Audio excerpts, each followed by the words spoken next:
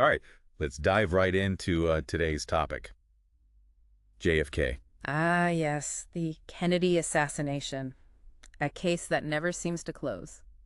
Right. You'd think after all these years we'd have it all figured out, but every time you think you've got a handle on it, something new pops up. Absolutely. Well, today we're going to try and make some sense of it all, using some articles from Kennedy Assassination Chronicles. This newsletter, it's dedicated to, well, digging into this event. Really getting down into the weeds. It's fascinating. Yeah, we're Yeah. talking witness accounts, ballistics debates, the CIA, all sorts of stuff that still has people scratching their heads. It really is like a puzzle with pieces scattered everywhere. Exactly. And that's what makes these articles so interesting. They try to put those pieces together. Maybe not the whole puzzle, but at least a few sections. Right, connecting the dots. So let's jump right in with this first article that challenges whether the Warren Commission really looked into Lee Harvey Oswald's ties to intelligence agencies. Oh, yes, Hal Verb's piece. He's pretty vocal about his frustrations with the way his original article was edited down, especially the part about the top-secret hearing with FBI agent Shanklin. So what was Verb's main point about this hearing? Well, he argues that it shows an attempt to kind of downplay any connection Oswald might have had to intelligence agencies. And the whole thing is tied to a phone call Shanklin made shortly after Oswald was arrested. Okay, that phone call. What's the deal with that? It happened like barely half an hour after that rifle was supposedly found on the 6th floor of the Texas School Book Depository. Verb says there's just no way Shanklin could have known about the rifle that fast, let alone seen the photo of Oswald holding the alleged murder weapons. Yet he makes this call to D.C. and tells his contact, the Dallas police think Oswald, may be the man who killed the president. But why is that call so important? I mean, the Dallas police did think he was the guy, right? True, but that's not all. Shanklin also talks about shell casings in his call. He seems to be pretty certain about the evidence before the Dallas police even release any official statements. So it's more about what he knew and when he knew it. Exactly. It makes you wonder if there was something else going on, something the Warren Commission maybe didn't dig deep enough into. Interesting. And what about that plainclothes agent at the Texas theater where they caught Oswald? There was something strange about that too, right? Ah, yes. This agent apparently used Julia Postal's phone. She was the ticket seller, right? And he said something like, "We have got our man on both accounts." Both accounts. That does sound a bit suspicious. Right. It almost implies there's more going on than just the Dallas police wanting Oswald for killing Officer Tippit. Like maybe another agency was interested in him as well. Makes you wonder who else might have considered him their man. Okay, so we've got these potential intelligence connections, but then we get into this whole debate about the murder weapon itself, that Mannlicher Carcano rifle. Oh, yeah, that's where Craig Roberts and John J. Cahill really go at it. They disagree on pretty much everything about the rifle. The clip mechanism, how many shots it could fire, and even where it came from. So what's Robert's take on it? Roberts, he actually has firsthand experience with this type of rifle, and he's adamant that some of the claims about it are totally bogus. He even has a video showing how the clip works to back up his point. And Cahill, he disagrees. Strongly. He challenges Roberts on quite a few points, especially the idea of a Japanese-made Carcano. And what does Roberts say to that? Well, he actually went to the NRA headquarters and examined a Japanese Carcano himself, just to be sure. Wow. So even the technical details in this case are up for debate. It makes it hard to know what to believe. It really does. And it just shows how complex this whole case is. Speaking of complex, let's move on to eyewitness accounts. I mean, those have to be tricky to sort through. Oh, absolutely. You have to remember that memories are not perfect. And the stress of witnessing something like an assassination, well, that can really distort what people remember. Makes sense. The articles mention two witnesses in particular, Richard Case Nagel and James Olchins. Nagel's a pretty interesting character. One article even called him a reputed double agent. Yeah, Nagel. He's a bit of a wild card. There's this book, The Man Who Knew Too Much, that claims Nagel knew Oswald before the assassination and that they were both involved in some shady dealings. Nagel even met with Jim Garrison, the New Orleans district attorney who was investigating the assassination, and told him all about this supposed plot to kill Kennedy. Wow, so what did Nagel think happened? Well, according to him, Oswald was tricked into thinking he was working for Fidel Castro, basically making him a pawn in a much bigger game. But, Nagel is not exactly the most reliable source. He had his own run-ins with the law, and some people think he might have been trying to create an alibi for himself. Right. And then there's James Olchins, the AP photographer. Mhm. He took that famous photo of Jackie Kennedy on the back of their limo, so he had to have been pretty close to the action. He did, front row seat, you could say. But even his account shows how unreliable eyewitness testimony can be. Alchin said he was so shocked by what happened that he couldn't even bring himself to take a picture of the actual shooting. That's incredible. You'd think that's exactly when a photographer's instincts would kick in. You would, wouldn't you? But trauma can do strange things to people. It can create these gaps in memory, even for someone who's normally very observant. All right, so eyewitness accounts can be tricky. What about the limousine itself? Didn't the windshield cause some controversy? Oh yeah, there's a whole theory that the windshield was switched out after the assassination to cover up evidence. The idea is that the direction of the bullet holes would have shown whether the shots came from the front or the back. But wouldn't someone have noticed if they swapped out the windshield? Logistically, it would have been almost impossible to pull that off without someone raising a red flag. And besides, the windshield is made of laminated glass, which means damage on one layer doesn't always go all the way through. So it wouldn't have been as straightforward as just looking at the bullet holes. Right. But there's also that dent on the back of the rearview mirror, which some people point to as evidence that the shots came from behind. I see, because a bullet from the front wouldn't have ricocheted in a way to cause that dent. Exactly. And then there was the whole white object thing. What was that all about? Some people thought they saw a hand puppet or something in some of the photos, but it turns out, according to the worksheets from the agents who looked at the limo, it was just chrysanthemums. Chrysanthemums? Yeah, flowers. Talk about a strange detail to get caught up in. But it just shows how every little thing in this case, even flowers, can become a source of debate and speculation. It's like every detail is up for interpretation. Eh. No wonder this case is still so fascinating and frustrating all these years later. I agree. It's a case that keeps you thinking, keeps you searching for answers. Welcome back to our deep dive into the JFK assassination. We've been going through all these articles from Kennedy Assassination Chronicles, and it's clear this case is anything but straightforward. Yeah, it feels like every time you think you're getting close to an answer, you just end up with more questions. Like, remember that Secret Service agent behind the picket fence on the grassy knoll? Oh yeah, that's a weird one. We were talking about how Agent Lem Johns might be the guy, but even if that's true, it still doesn't explain why he was there. Exactly. It makes you wonder if his actions that day, like running towards the gunshots instead of staying with Vice President Johnson, if that was even allowed. Right, it seems like a pretty clear violation of Secret Service protocol. You'd think so. But then again, everything was so chaotic that day. Maybe Johns just reacted instinctively. You know, he was a seasoned agent. Maybe he saw something, perceived a threat we don't know about. Especially if he thought the shots were coming from the grassy knoll, which is what Officer Smith said he saw. And we have to consider Johns' reputation. He was known for being quick, decisive. Remember that incident at Love Field where he drove across runways to get Johnson to Air Force One? Oh, yeah, that's right. Sounds like he wasn't afraid to take charge in a crisis. Exactly. But even if we accept that Johns was the agent behind the fence, it doesn't automatically mean he was part of some big conspiracy. He might have just reacted in the heat of the moment and people misinterpreted his actions. It still adds to the mystery, though, doesn't it? It definitely does. And it highlights how even these seemingly insignificant details can become these huge points of debate and speculation. Like, these articles take us down all these different paths, and one of them is this whole Bolton Ford dealership thing. The Bolton Ford dealership, what happened there? So there was this salesman, Oscar DeSlat, who was approached by these two guys claiming to be from a group called, get this, Friends of Democratic Cuba. And they wanted to buy 10 trucks. 10 trucks? That's a lot of trucks. What do they want them for? Well, that's the thing. The guy who was doing most of the talking, he called himself Joseph Moore. He's saying he should get the trucks for no profit because it was for a good cause. But he was super vague about whether the trucks would stay in the U.S. or be shipped to Cuba. Sounds suspicious. It gets even weirder. The article mentions that during the House Select Committee on Assassinations hearings, the HSCA, the name Gerard F. Dujagu, came up. He worked at Bolton Ford and was associated with this former FBI agent, Guy Bannister, who had some shady connections to anti-Castro groups. Okay, so is there a connection to Oswald in all of this? The article kind of hints that Oswald's name might have been linked to this whole truck purchase back in 1961, but there's no mention of it in the FBI's official report on their interview with Dujaga. So we've got a possible link between Oswald, anti-Castro groups, and a bunch of trucks, but nothing concrete to tie it all together.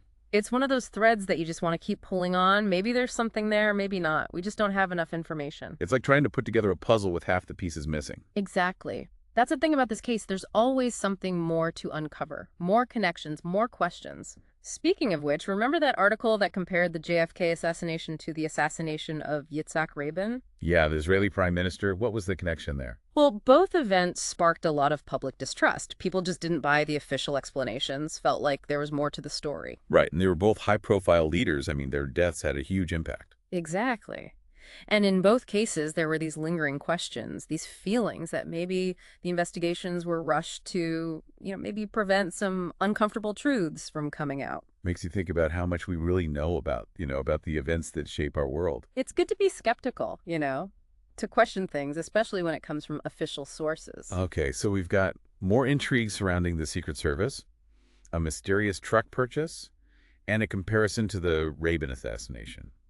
What else is in this stack of articles? Oh, there's this fascinating piece that looks at the testimony of two eyewitnesses, Ronald B. Fisher and Robert Edwin Edwards. They both worked at the Dallas County Auditor's Office and were standing near the Texas School Book Depository when it all happened. Wow, they must have had a clear view of everything. Yeah, they were right there, and their accounts are both, intriguing and kind of frustrating at the same time. How so? Well, they both describe seeing a man in a window on the 6th floor of the depository right before the shooting started. Okay, so could they identify him as Oswald? Fisher was shown a photo of Oswald a few days later and said it looked like the man he saw. And Edwards gave a description that, generally matched Oswald. So it seems like their accounts would support the idea that Oswald was the shooter. You'd think so, right? But here's where it gets tricky. They also both made statements that contradict the Warren Commission's findings. Oh, okay. What did they say?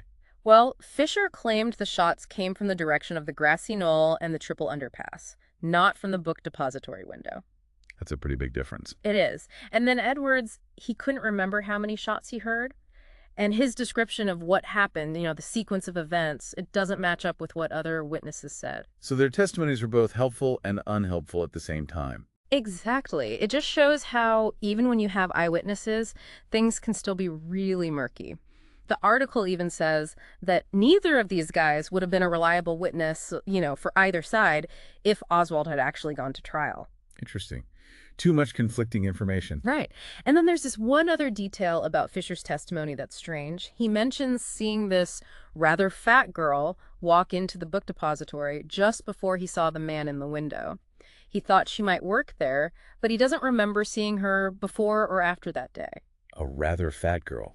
That's a pretty specific detail. I know. It's like, who is this mystery woman, and why was she going into the book depository right before the assassination? It's like something out of a spy movie. Do you know anything else about her? Nope, nothing. It's like she just vanished. We don't even know if her being there was just a coincidence or if it meant something. It's just another one of those unanswered questions that keeps this case so fascinating. So we have these two witnesses who both saw a man in the window, but give conflicting accounts of where the shots came from. And then there's this mysterious woman who just disappears. It seems like every new piece of information just creates more questions. That's exactly why this case is so captivating, even after all these years. There's no easy answer, no single truth. It's like one of those optical illusions. Depending on how you look at it, you see something different. It reminds us to be careful about jumping to conclusions, doesn't it? Absolutely. We have to be open to different perspectives, different interpretations of the evidence, and we always have to be ready to, to re-examine what we think we know as new information comes to light. Well, this deep dive has certainly given us a lot to think about. We've got this possible Cuban connection, maybe some organized crime involvement, and we've even learned a bit about how tricky it is to interview suspects in a high-profile case like this. And of course, we can't forget those eyewitnesses and that mysterious woman at the book depository. It's like every path we take leads to another fork in the road, and every fork leads to more questions. It's enough to make your head spin. But I'm definitely curious to see what else these articles have to offer. Me too.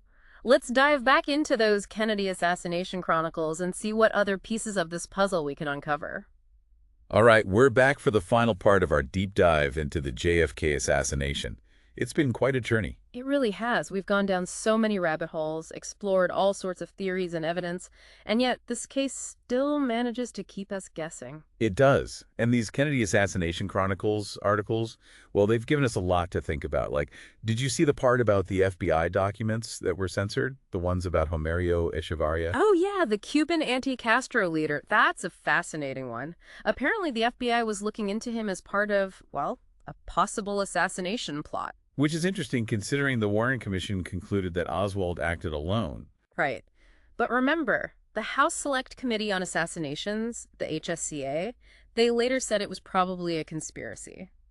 And these documents, the newly declassified ones, they show that the FBI actually had a secret connection to Echevarria's father, Abilia. That detail was completely blacked out before. Why would they hide that? That's the million-dollar question, isn't it? The HSCA found that Echevarria's group, they called themselves the 30th of November, was funded by this umbrella organization of anti-Castro groups. And guess what?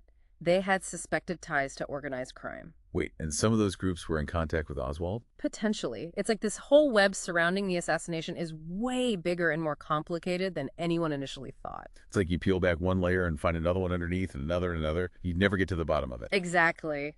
This case is constantly reminding us that we have to keep an open mind, be willing to challenge what we think we know and accept that sometimes the truth is a lot more tangled than we'd like it to be. So we've got this Cuban connection, possible organized crime involvement. Where else do these articles take us? There's a really interesting section that looks at how witnesses and suspects are interviewed in a major investigation. They use Oswald's interrogation as an example. I can only imagine the pressure those investigators were under, trying to get information out of the man who supposedly killed the president. It must have been intense. The article points out that there are different ways to approach an interview, and each one has its own, strengths and weaknesses. I guess different techniques work better in different situations, right? Yeah, and with different people. The article even suggests that some methods might actually increase the chance of a false confession or of getting misleading information. That's a scary thought. What if they used the wrong techniques with Oswald? I mean, that could have messed up the whole investigation. It's definitely something to think about. It highlights how important it is to have really skilled investigators who know what they're doing, people who understand how to interview someone without, accidentally influencing them or pressuring them into saying something they didn't do. It's almost like a game, isn't it? Like a high-stakes game of chess, where the interviewer has to be thinking several moves ahead. That's a great analogy. It shows how complex and delicate the whole process of interviewing can be, especially in a case like this where everything is so magnified, so scrutinized. Okay, so we've covered potential ties to Cuba, hints of organized crime, and even delved into the world of interviewing suspects in high-pressure situations. Anything else stand out from these articles? Oh, there's this really powerful section about, the lasting emotional impact of witnessing something as traumatic as the JFK assassination.